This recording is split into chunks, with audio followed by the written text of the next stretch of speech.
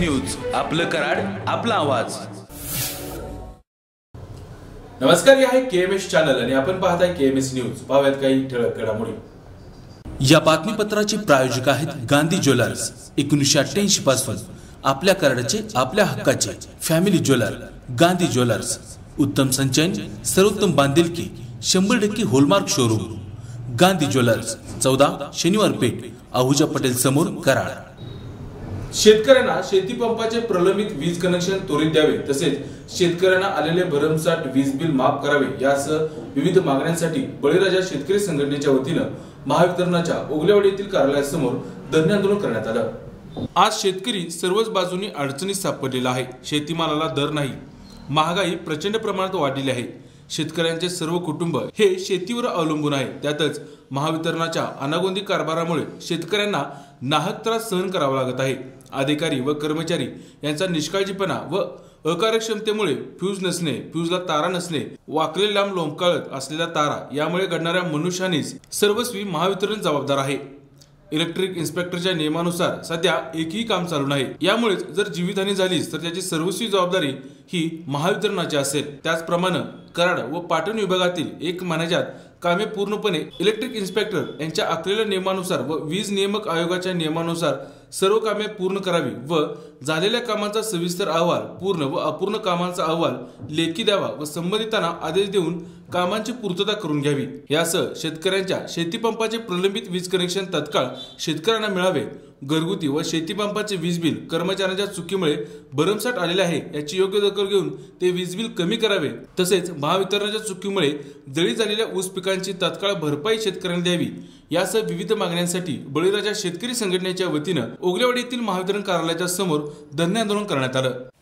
आज या ठिकाणी बळीराजा शेतकरी संघटना व सर्व शेतकरी यांना बरोबर घेऊन ओगलेवाडी येथील महावितरणच्या कार्यालयावर शेतकऱ्यांचा आक्रोश घेऊन आम्ही इथं आलेलो आहे। जर आम्ही रितसर जर कनेक्शनला मागणी करून जर आम्हाला 5-5 वर्ष जर कनेक्शन मिळत नसतील तर पोलिसांना मी माझं सांगणं आहे की आम्ही सरळ आकडे टाकणार। मग जेव्हा तो कोण वायरमन येईल तेव्हा शेतकऱ्याला माहीत आहे कसं त्या वायरमनला कसं पळवायचं आणि कुठं काय करायचं। आणि आमची दुसरी मागणी आहे की जे कॉन्ट्रॅक्टर नेमलेले आहेत MSCB ऑफिसमध्ये त्यांचा अतिशय मनमानी कारभार चालला आहे। त्यांना अधिकाऱ्यांचं अभय आहे। ते कॉन्ट्रॅक्टर अधिकाऱ्यांचं बी ऐकत नाहीत। अधिकाऱ्यांना सांगितलं की असाच एखादा प्रॉब्लेम आला की ते कॉन्ट्रॅक्टर सांगितले म्हणतात, कॉन्ट्रॅक्टर सांगितले की साहेबाला सांगितले म्हणतात। पण आम्ही विचारायचो न्याय कुणाला मागायचा। आणि आता कसं आहे 3 वर्ष 5-5 वर्ष पैसे भरून कनेक्शन मिळत नाही। आता त्याच्याही पुढे जाऊन पैसे शेतकऱ्यांचे भरायचे बंद केले। आमची पहिली मागणी प्रलंबित वीज कनेक्शन तात्काळ मिळाली पाहिजेत आणि घरगुती व शेतीपंपाचे जे वाढीव वीज बिल आलेले आहेत ती आम्ही एकतर भरणारच नाही आणि ती कमी करून आम्हाला MSCB ऑफिसनं द्यायला पाहिजे। आणि महावितरणच्या चुकीमुळं जे जळीत झालेले ऊस आहे त्याची नुकसान भरपाई तात्काळ आम्हाला शेतकऱ्याला मिळाली पाहिजे। KMS न्यूज, आपलं कराड, आपला आवाज। प्राध्यापक भरतीवरील बंदी त्वरित उठवावी यासह विविध मागण्यांसाठी शिवाजी विद्यापीठ शिक्षक संघ अर्थात सुटाच्या वतीने प्राध्यापकांनी कामबंद आंदोलन केलं आहे। 4थ्या दिवशी देखील हे आंदोलन सुरूच होतं। प्राध्यापक भरतीवरील बंदी त्वरित उठवावी, जुनी पेन्शन योजना लागू करावी, समान काम समान वेतन या सर्वोच्च न्यायालयाच्या आदेशाची अंमलबजावणी त्वरित करावी, प्राध्यापकांसाठी व्यथा निवारण यंत्रणा स्थापन करावी, बेकायदेशीररित्या रोखलेले 71 दिवसांचे वेतन त्वरित अदा करावे यासह विविध मागण्यांसाठी शिवाजी विद्यापीठ शिक्षक संघ अर्थात सुटा संघटनेच्या वतीने गेल्या 4 दिवसांपासून प्राध्यापकांचे बेमुदत कामबंद आंदोलन सुरू आहे।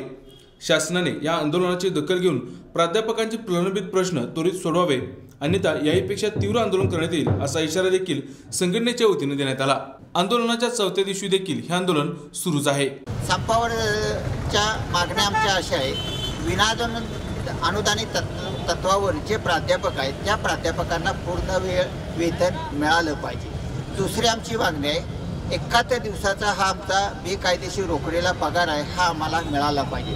तसेच प्रत्येक महाविद्यालयामध्ये आज 40 ते 50% प्राध्यापकांच्या रिक्त जागा आहेत, त्या रिक्त जागा शासनाने त्वरित भरल्या पाहिजे। सगळ्यात महत्त्वाची गोष्ट गेली 5-6 वर्ष अनेक प्राध्यापक CHB म्हणजे तासिका तत्वावर काम करतायत, जे पूर्ण पात्रता धारण केलेले प्राध्यापक आहेत आणि त्याचबरोबर ते पूर्ण वेळ काम करणारे प्राध्यापक आहेत. पण शासनाच्या नोकर भरतीवरच्या बंदीच्या सगळ्या धोरणांच्यामुळं आणि आरक्षणाच्या संदर्भामध्ये शासनानं जो घोळ घालून ठेवलेला आहे त्या धोरणाच्या एकंदरीत परिणामामधून प्राध्यापकांना अगदी पात्र असून सुद्धा कमी वेतनावर काम करावं लागतंय.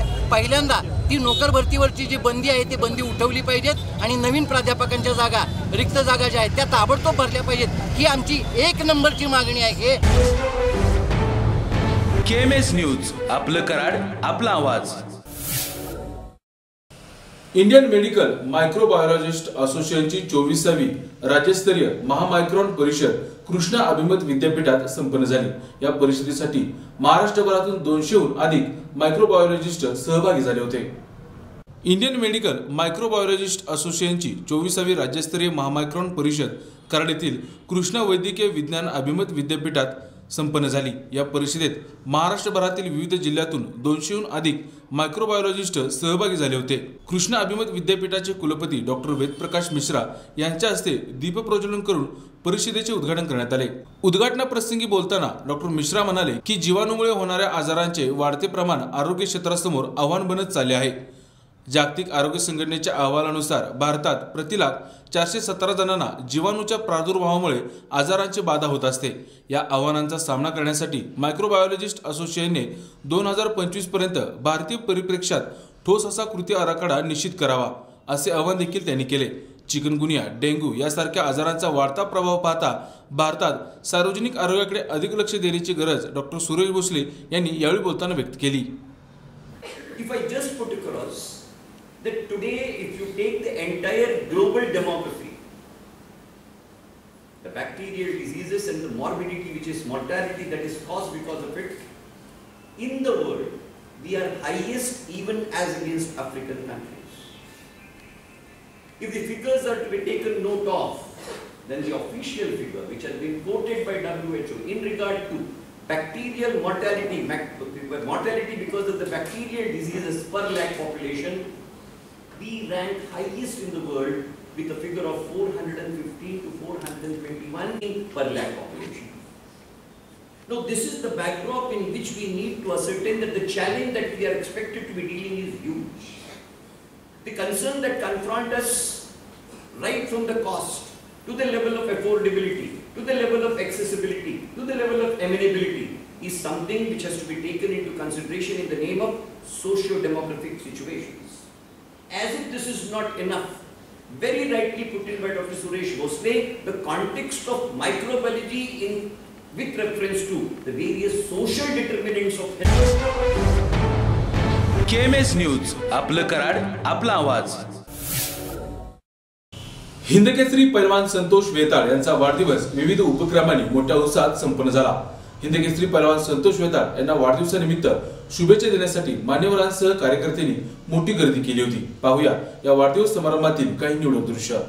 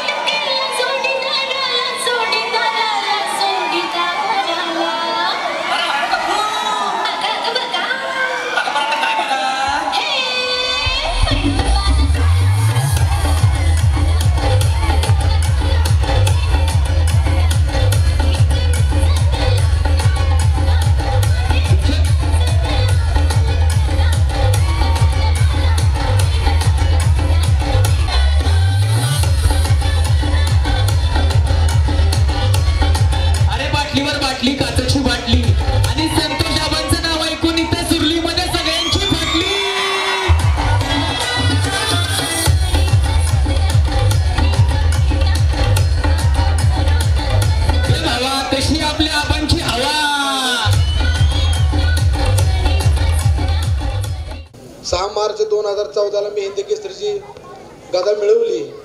आणि सगळ्यात जर आनंद कोणाला झाला असेल तर कराड उत्तरचे आमदार बाळासाहेब पाटील यांना. 7 मार्चला माझा मोबाईल बंद होता. 7 मार्चला सकाळी माझे मित्र संभाजी मोहिते यांच्या फोनवर सकाळी 7 वाजता मला फोन आला. मी झोपेत होतो. संतोष, हिंद केसरी झाल्याबद्दल तुझं अभिनंदन. आणि साहेब त्याला खासदारकीचं इलेक्शन चालू होतं. साहेब म्हणले संतोष 10 तारखेला आपला जंगी सत्कारचा कार्यक्रम घेतलाय, 5 तिकीट लावून देतोय विमानाची आणि विमानानं अर्जंट तू पुण्याला ये. पुण्यात आल्याबरोबर विमानतळावर गाडी लावून दिली होती साहेबांनी. एवढं प्रेम साहेबांनी मला केलं. पोलीस स्टेशन साहेबांनी सांगत होतो आचारसंहिता आहे, तुम्हाला डॉल्बी लावता येणार नाही आणि तुम्हाला मिरवणुकी कराडात काढता येणार नाही. साहेब म्हणले स्वतः मी पुढे बसन पैलवानच्या, आपल्या जिल्ह्यात पहिलीच हिंद केसरीची गदा आल्या आणि तुम्ही जर मिरवणूक काढून देत नसाल तर मी स्वतः पुढे बसल. लॉ अँड ऑर्डरचा विषय होईल, तुम्हाला ही मिरवणूक काढूनच द्यावी लागेल. एवढं प्रेम साहेबांनी माझ्यावरती केलं. माझे 2 मित्र असलम काजे आणि चंद्रराव पाटील ही माझ्या दोन्ही साईडला येतील. मी मध्ये आहे. माझ्या एवढा मोठा पैलवानच कोण नाही आता असं मला वाटायला लागलं. आज सातारा जिल्ह्यात मी सगळ्यात श्रीमंत व्यक्ती आहे असं मला वाटते, कारण ही माझ्या प्रेमाखातीर एवढी माणसं स्टेजवर आली. ती आयुष्यात पैसा सर्व काही नाही, ही माणसं सर्व काही आहेत. आज या ठिकाणी हिंद केसरी पैलवान संतोष शेताचा वाढदिवस आणि त्या निमित्तानं विविध विकास कामाचा इथं आपण शुभारंभ घेतलेला आहे.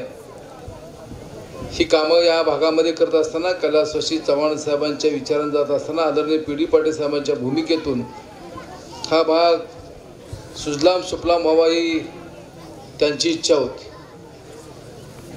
आणि इथं ज्याप्रमाणे आपण बघतो की इथं राज्यामधले सर्व पैलवान मंडळ आले आहेत, पण या लहान गावामध्ये सुद्धा आदरणीय पवार साहेब आले होते आणि विशेषतः टेंबू योजनेच्या माध्यमातून आदरणीय पी डी पाटील साहेबांच्या भूमिकेतून सुरलीन कामतीला शेतीला पाणी देण्याचं काम झालं आणि ज्याच्या माध्यमातून खऱ्या अर्थानं या गावाच्या विकासामध्ये खऱ्या अर्थानं चालना मिळाली. हे पैलवान बघत असताना आता सागर पैलवानने या ठिकाणी मनोगत व्यक्त केलं. पैलवान खरं तर जास्त बोलत नाही, पण त्यांनी भाषण केलं आणि विधानसभेची जरी प्रचार सभा असायला आता कोण कुठं उभं राहणार हे काय त्यांनी सांगितलं नाही. पण माझी एक विनंती राहील की शेवटी लोकशाहीमध्ये लढण्याचा अधिकार प्रत्येकाला आहे, कारण पण हे करत असताना राज्यामध्ये सर्वसामान्य लोकांच्या विचाराच्या लोकांच्यावर आणणं गरजेचं आहे. नाही तर जसं शेतकऱ्याचे हाल चालले तसं पैलवानाचे हाल सुद्धा भविष्यात त्या ठिकाणी होते आणि त्याची कृपा करून आपण सर्वांनी दक्षता घ्यावी अशा प्रकारची विनंती करतो.